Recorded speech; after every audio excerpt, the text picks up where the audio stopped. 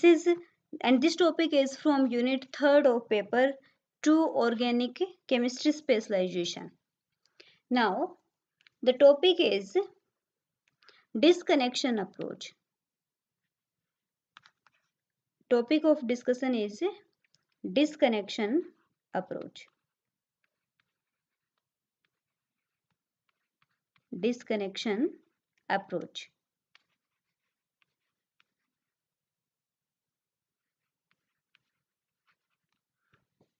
Disconnection approach का क्या मतलब होगा?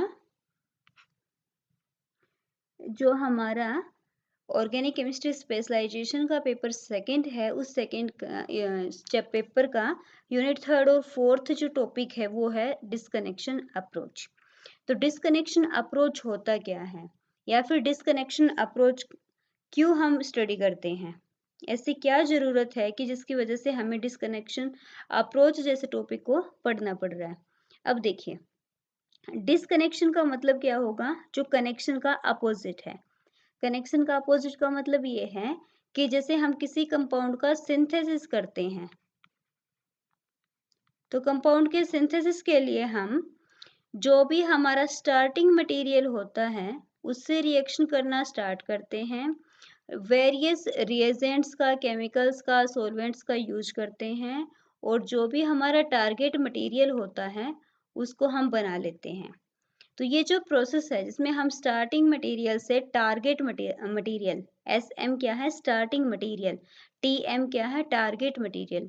जिसे हम रिएक्टेंट से प्रोडक्ट बनाते हैं या फिर स्टार्टिंग मटेरियल से टारगेट मटेरियल बनाते हैं, वो प्रोसेस क्या होती है? सिंथेसिस. उस प्रोसेस को क्या बोलेंगे?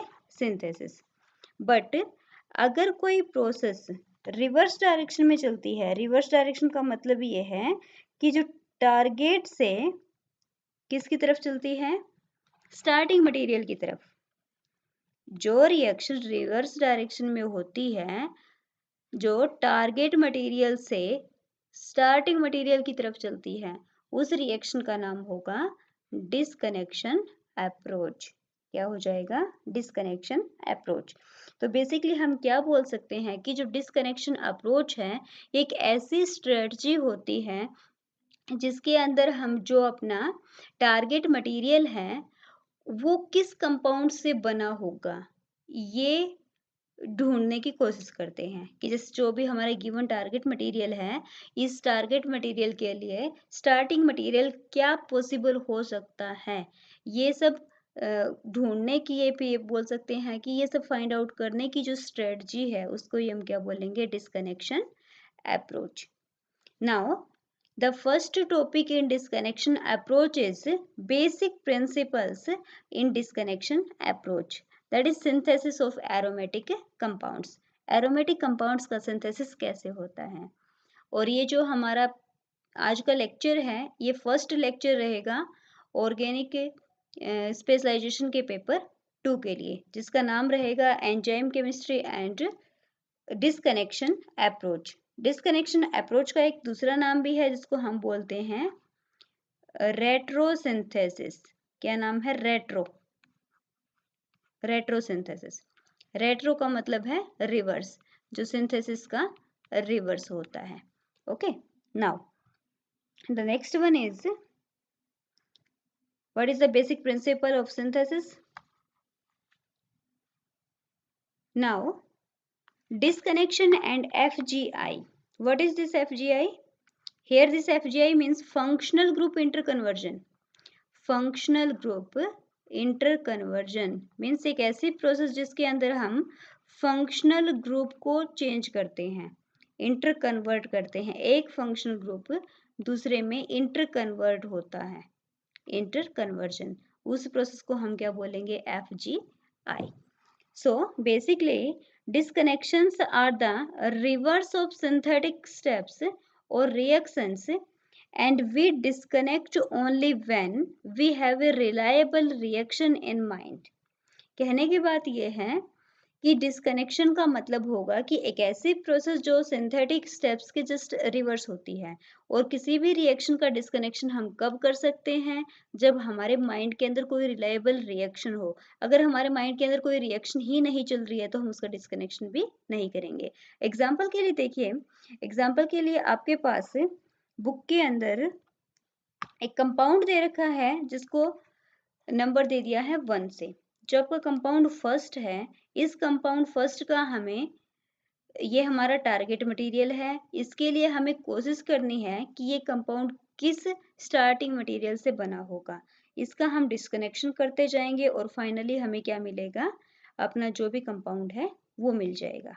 ठीक है, तो देखो क्या करते हैं इसमें। फर्स्टली हम क्या करेंगे, फर्स्ट प्रोसेस में हो सकता है कि जो एस्टर का बॉन्ड है CO और OET का, ये बॉन्ड ब्रेक हो सकता है, क्योंकि हमें पता है कि जो एस्टर का बॉन्ड होता है ये बॉन्ड वीक होता है।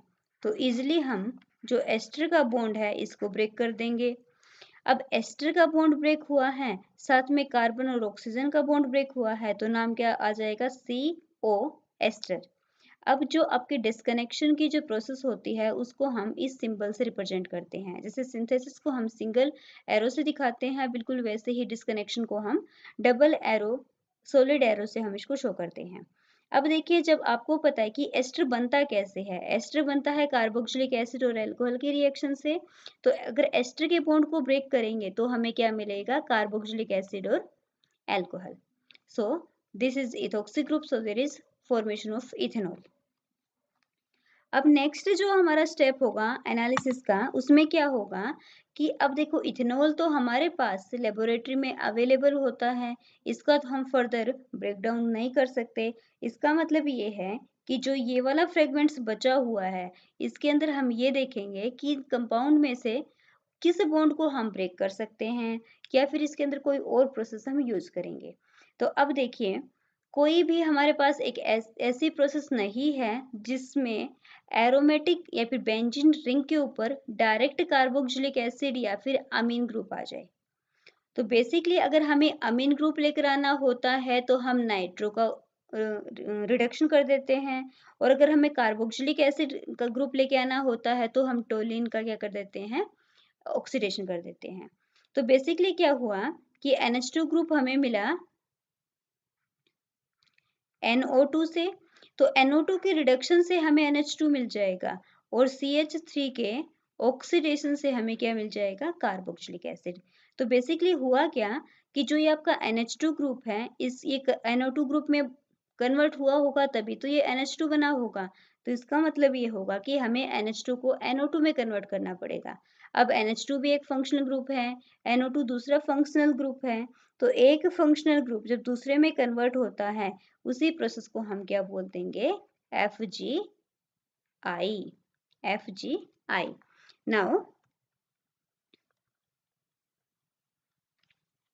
Now we should now like to disconnect either carboxylic or NH2 group from the aromatic ring, but we know no good reactions corresponding to these disconnections. So we have to do functional group interconversion to change this functional group into others which can be disconnected. तो हमने अभी यही तो discuss किया था कि NH2 और carboxylic acid की ऐसी कोई रिएक्शंस नहीं है जो डायरेक्ट एरोमेटिक रिंग के ऊपर आती है। तो अगर डायरेक्ट नहीं आती है तो हमें इन दोनों ग्रुप्स को किसी ऐसे ग्रुप में कन्वर्ट करना पड़ेगा जिसकी वजह से ये क्या हो जाए, इजिली डिस्कनेक्ट हम इसको कर पाए। फॉर एग्जाम्पल देखिए, एनालिसिस में हमें समझ में आएगा, जैसे कि ये हमारे पास वही मटेरियल था जो फर्स्ट एनालिसिस में बना था।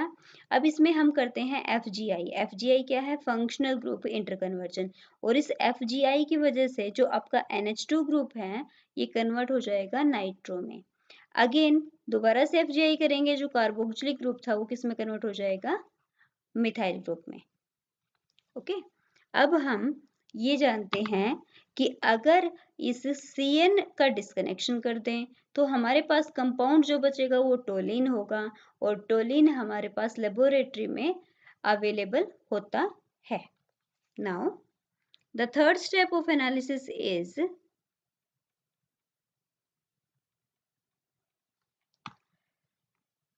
disconnection of this nitro group and this is known as CN nitration, क्योंकि नाइट्रो ग्रुप कैसे आया होगा, नाइट्रेशन से, और कार्बन नाइट्रोजन का बॉन्ड ब्रेक हुआ इसलिए हमने CN लिखा, फिर नाइट्रेशन लिख दिया, और यहाँ पर ये कन्वर्ट हो जाएगा हाइड्रोकार्बन्स में। ओके, एंड ये जो टोलिन है, ये टोलिन हमारी लेबोरेटरी में अवेलेबल है, तो इसलिए हम इसका as a starting material use कर सकते हैं। तो बेसिकली हमने डिस्कनेक्शन में क्या पढ़ा, डिस्कनेक्शन में हमने ये देखा कि अपने पास एक टारगेट मटेरियल था जिसकी स्ट्रक्चर हमें पता थी, तो हमें फाइंड आउट क्या करना था कि इस टारगेट मटेरियल के लिए अवेलेबल स्टार्टिंग मटेरियल क्या हो सकता है। तो हमने देखा कि कीटोन के लिए यहाँ पर स्टार्टिंग मटेरियल बना है टोलिन। कैसे कैसे बना वो हमने डिफरेंट स्टेप्स ऑफ डिस्कनेक्शन में स्टडी किया है। अब देखिए इस कंपाउंड का हम सिंथेसिस करते हैं। सिंथेसिस करना किसका है, टारगेट मटेरियल का, और टारगेट मटेरियल हमारा था क्या, हमने देखा था कि टारगेट मटेरियल अपना था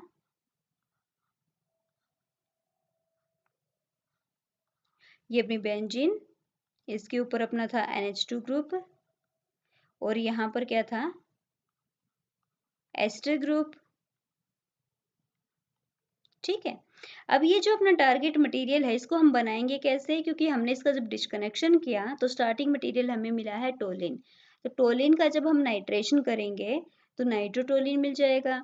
अब नाइट्रेशन कैसे करते हैं, नाइट्रिक रिएजेंट्स की हेल्प से करते हैं, और नाइट्रेटिंग रिएजेंट क्या है, कंसंट्रेटेड नाइट्रिक एसिड और सल्फ्यूरिक एसिड का मिक्सचर।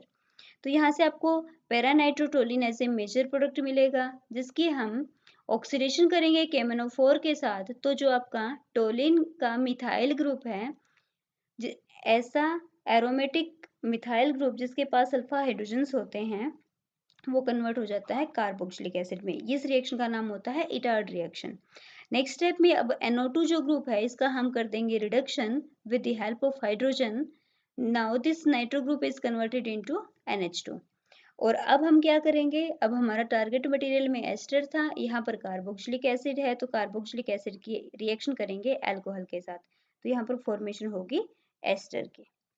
तो ये हमारा स्टार्टिंग मटेरियल था, इससे हमने टारगेट मटेरियल बनाया। तो स्टार्टिंग से इसको हम रिएक्टेंट भी बोल सकते हैं, और इसको हम क्या बोल सकते हैं, प्रोडक्ट। रिएक्टेंट से प्रोडक्ट बनाने वाले रिएक्शन का नाम होगा सिंथेसिस, लेकिन प्रोडक्ट से रिएक्टेंट बनाने वाली रिएक्शन का नाम क्या हो जाएगा, डिस्कनेक्शन और रेट्रोसिंथेसिस।